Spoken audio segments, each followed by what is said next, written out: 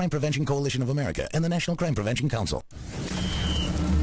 Oh, you like that? This is a man's world. Welcome to the booth with Big Man and Jay Lee on ChicagolandSportsRadio.com. Yes, sir.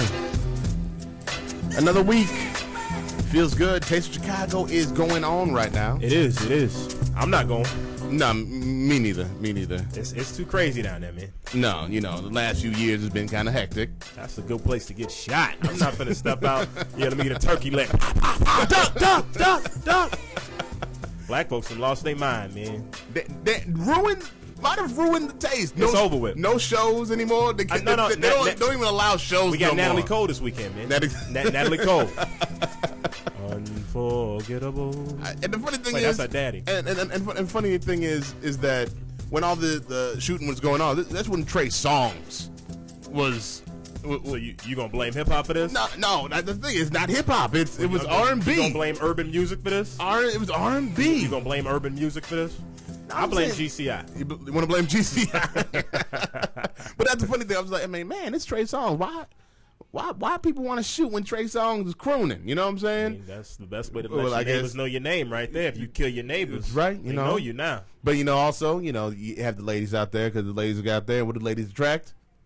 Dudes. So you got dudes coming there looking for females. Probably somebody saw somebody, pushed somebody, or stepped on somebody's shoe. And, of course, if somebody steps on your shoe, you got to shoot them. Yeah. Nah, it's just out by of law. Control, man. Just black folks bring the pistols out when it get warm outside. Why is that? It match your Air Force Ones. That's the key, man. Don't nothing match ones better than a pistol. You right, man. Hey, big weekend. Started off a couple days. About what's coming up? I don't know about. It was Thursday. I'm thinking about the NFL draft. How it goes over days. Yeah, well, that's right. The NBA just takes a few hours. Nah, that's 2-3 hours, and it's a wrap. And it's a wrap.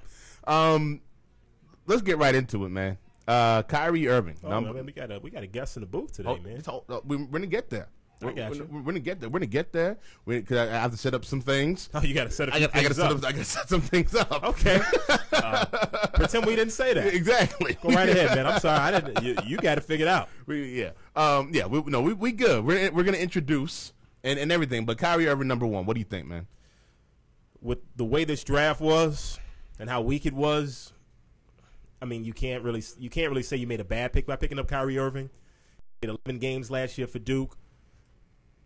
I don't want to say he was all that impressive. I think that if you're Cleveland, you have to realize that you're not getting Derrick Rose, you're not getting John Wall, you're not getting Allen Iverson. You're getting a solid point guard. He might be an all-star one day, but Antonio Davis was an all-star once. So you're getting a solid guard. You're getting a solid guard. Now, you might be getting a solid guard. Now, here's the thing. The question that I have about this, we've gone back and forth. Is, we kind of look back on it. Was it the right choice? Was it the right choice? Yes. Was it the right choice?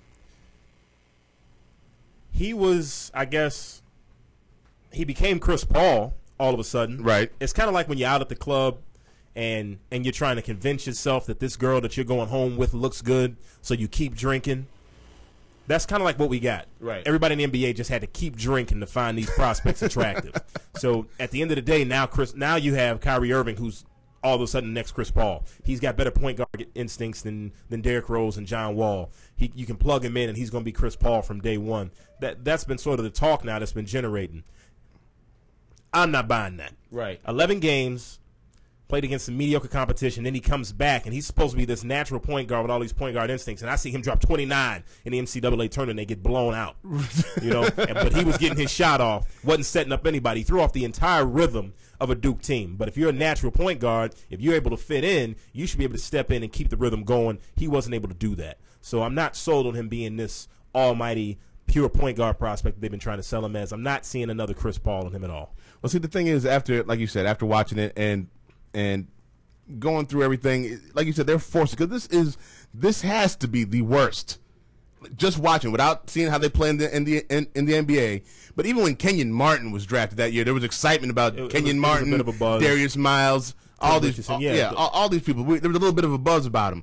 This draft, there's none of that. Well, I think none of that. Yeah, they came in knowing that these prospects weren't that good. Right. Everybody stayed in school. The freshman class this year wasn't that great, but the freshman class for next year is supposedly loaded with the type of athletes and basketball talent that you want. So I think the NBA just sort of took this as a loss. Like I said, you keep drinking, you keep drinking, you keep drinking, and now when you get this broad home that looks good in club lighting, and then you start to realize when the lights come on, she's not that attractive. You stop at the liquor store and you buy another bottle. Exactly, and you're able to finish your night.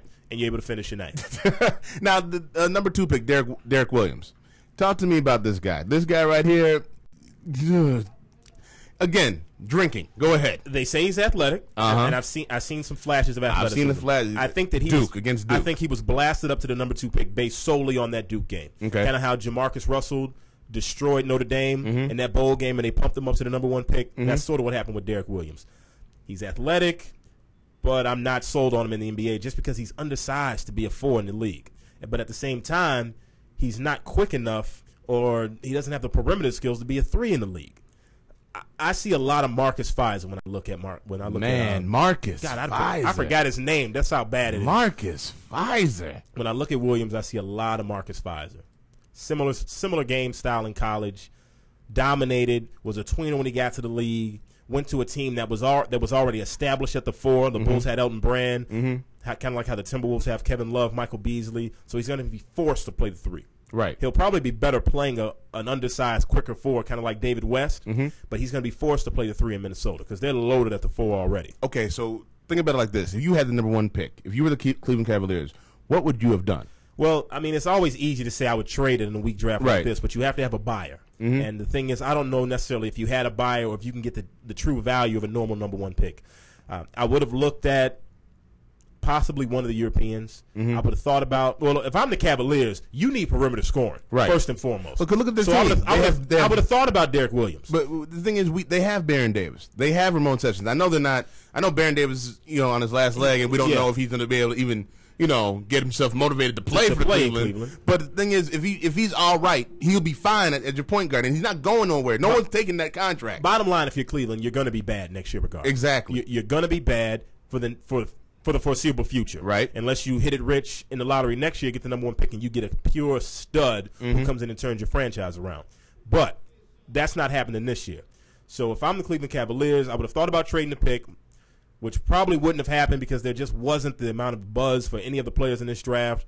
I would have looked at one of the European bigs, if not Derrick Williams. So I would have thought about probably my favorite guy in the draft at the top.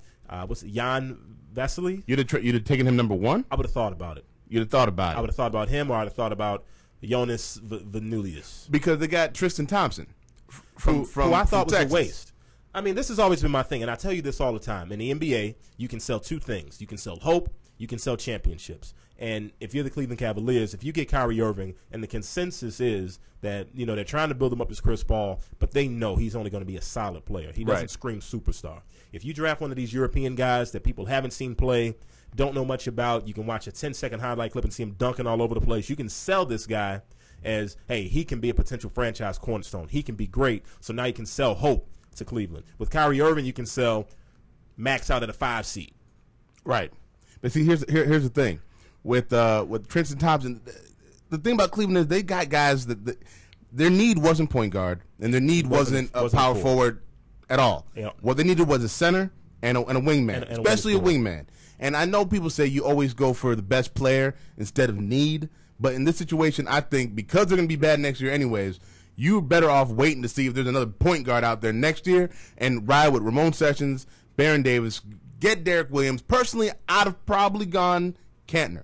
Yeah. And that's after I was like, we don't even know this kid, but then I looked at him, I'm like, this dude's like 7'1", legit, or a 6'11", 7-footer, legit, big dude, has good feet, can shoot, but likes to play down low. Also, my thing about Kanter is I watched him dominate last year against the high school kids in the Nike Hoop Summit. Right. I think he had like 30 and 10. Right. Against the supposedly the top high school kids and the top freshmen coming into class, guys like Kyrie Irving and some of the other bums that ended up staying in school.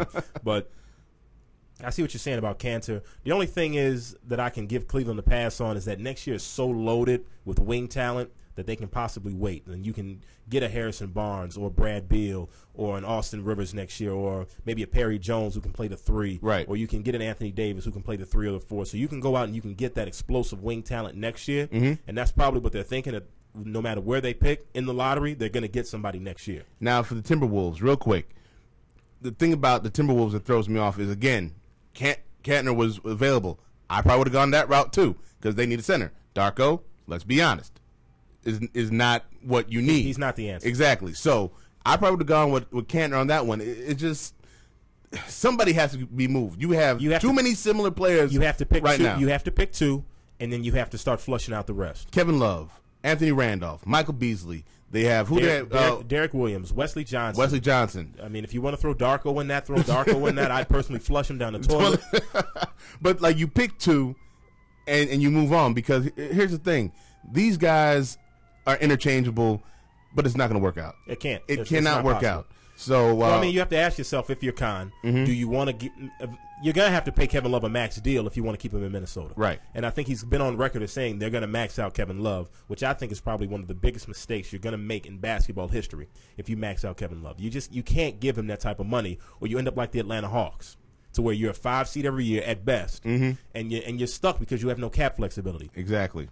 When we come back, we're gonna introduce our friend that's in the booth with us.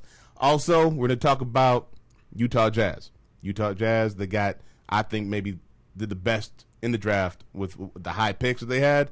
And we're talking about... You are really in love with Cantor, huh? Wherever Cantor... I don't know where it came from. Wow. You know how sometimes somebody just like you and what's his name? Jean? Well, that's because he jumped up and mouth kissed his broad. And I was like, okay. He jumped up, slipped us some tongue. And he called... And then the highlight package, he dunked on everybody, and he said, Blake Griffin is the American Jan Vesley. He came in saying, I got a 12-inch swanger down there. And I'm acting like it. Man, when we come back, we'll talk about all that when we come back. It's the booth with Big Matt and Jay Lee. ChicagolandSportsRadio.com. Hi, I'm Dean Castronovo. Hi, I'm Steve O'Geary.